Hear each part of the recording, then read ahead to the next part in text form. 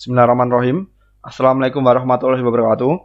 Kita kembali lagi dalam mata kuliah Rekayasa Pondasi 2, pertemuan ke-6. Nah, kali ini kita akan melanjutkan kapasitas dukung kelompok tiang. Kapasitas dukung kelompok pondasi tiang. Nah, di pertemuan sebelumnya kita sudah mempelajari kapasitas dukung tiang friksi dan pasir. Sekarang kita kapasitas dukung di tanah lempung. Oke, kita mulai saja. Nah, yang pertama kita akan mempelajari tentang kapasitas dukung tiang blok. Nah, ini di sebelah kanan ini adalah gambaran dari tiang blok. Nah, ini tampak atas, yang atas ini tampak atas, yang bawah ini tampak samping. Sedikit review di pertemuan ke-5. Kapasitas dukung tiang blok itu adalah fondasi dianggap sebagai satu kesatuan. Ini dianggap sebagai satu kesatuan. Dengan tampak atas seperti ini. Nah, ini dianggap sebagai satu kesatuan dan tampak samping seperti ini. Kalau tanahnya ini nempel di kalau pile cap-nya nempel di tanah. Misalnya permukaan tanahnya ini. Nah, misalnya permukaan tanahnya ini. Nah, jadi ini dianggap sebagai satu kesatuan. Ini tampak samping, ini tampak atas. Ini saya gambarkan. Nah, ini dianggap sebagai tiang blok ini.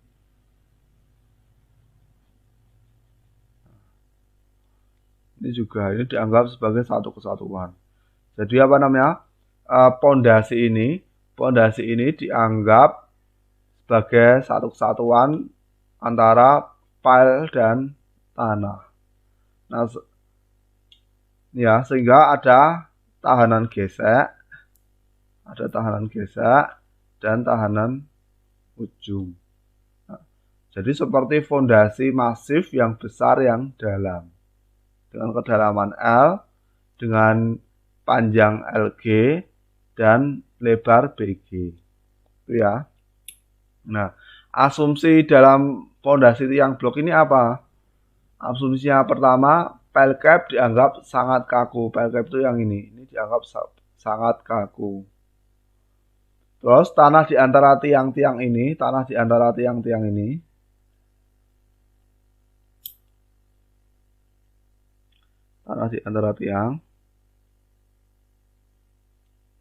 ini kelihatan. Nah, tanah di antara ini dianggap blok yang padat. Ini dianggap blok yang padat ini. Tanah di antara ini dianggap sebagai blok yang padat.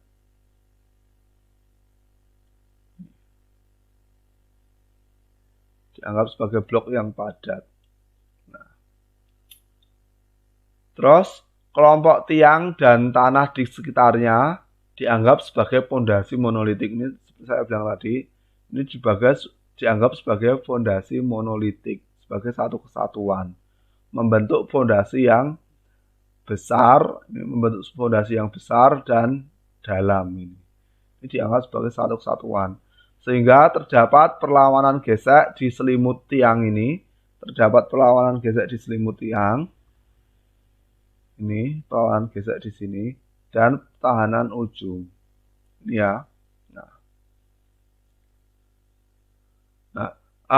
Seperti saya bilang tadi, komponen kapasitas dukung fondasi tiang blok itu ada 2. Yang pertama tahanan gesek tadi di sekelilingnya, terus yang kedua tahanan ujung atau di ujung bawah fondasi tiang blok, di ujung bawah fondasi blok.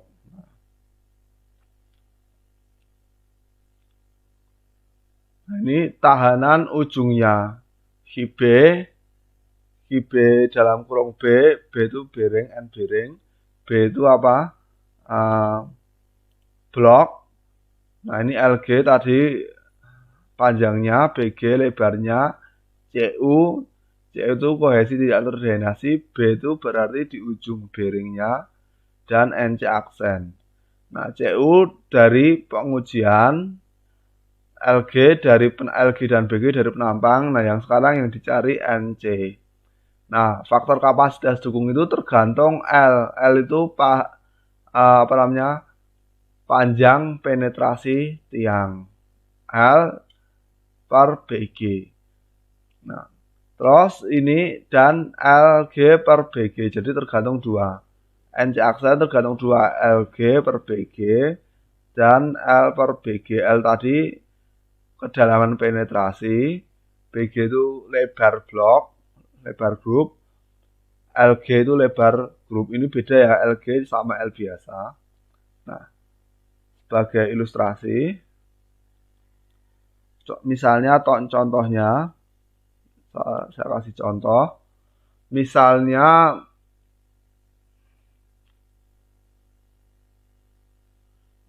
kedalamannya 20. Misalnya L-nya 20.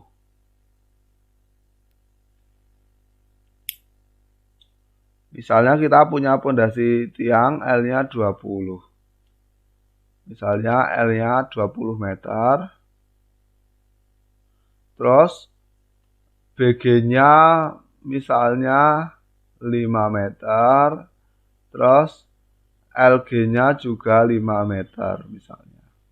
Berarti L per BG berapa? 4. L per BG 4. Terus LG per BG 1. Nah, kita tarik 4 dan 1.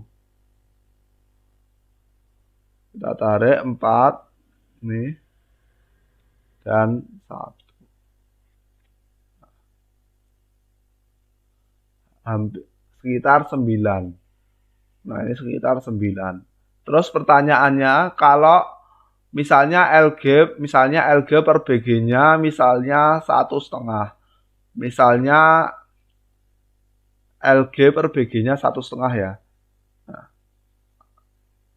misalnya LG per BG-nya ini di luar contoh ini. Misalnya L per BG-nya 4, terus LG per BG-nya 1,5. Caranya gimana? Nggak ada di gambar ini. Caranya kita kira-kira.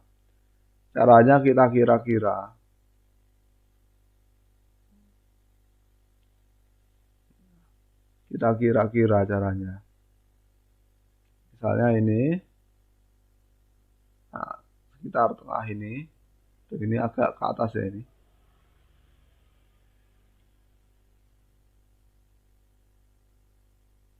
Nah, caranya kita kira-kira sekitar ini. Nah, berarti di sini, sekitar sini ya. Kita tarik.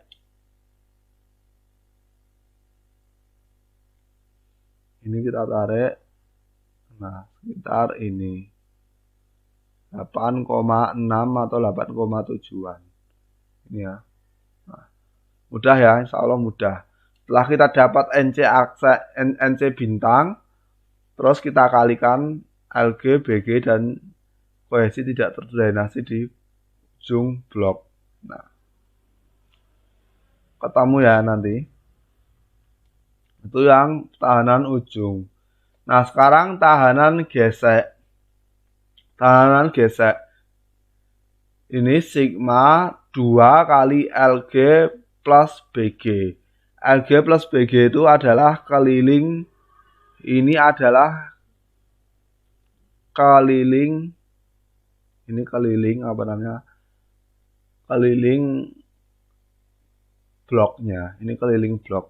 Mungkin nggak kelihatan. Saya kasih warna lain. Ini adalah keliling blok. Nah, keliling. Terus keliling dikalikan delta L atau L panjang kedalaman penetrasi jadi luas selimut. Nah, terus CU kohesi tidak terdrainasi di selimutnya. Nah, ini saya kasih sigma, berarti ini apa? CU CUI, lapisan KI, ini saya kasih sigma, ini lapisan KI, ini lapisan KI. Nah, misalnya gimana?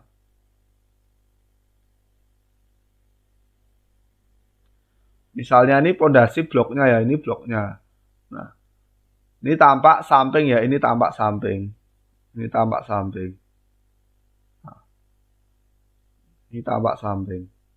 Nah, ini misalnya bloknya.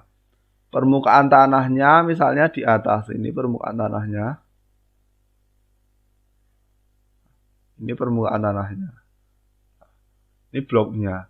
Terus ada beberapa lapisan tanah. Ada beberapa lapisan tanah. Lapisan tanah di sini misalnya ada 2 saja biar mudah. Ini lapisan tanah di sini.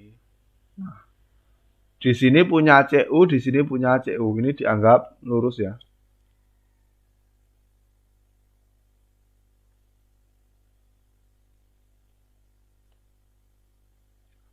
Misalnya ada lapisan di sini.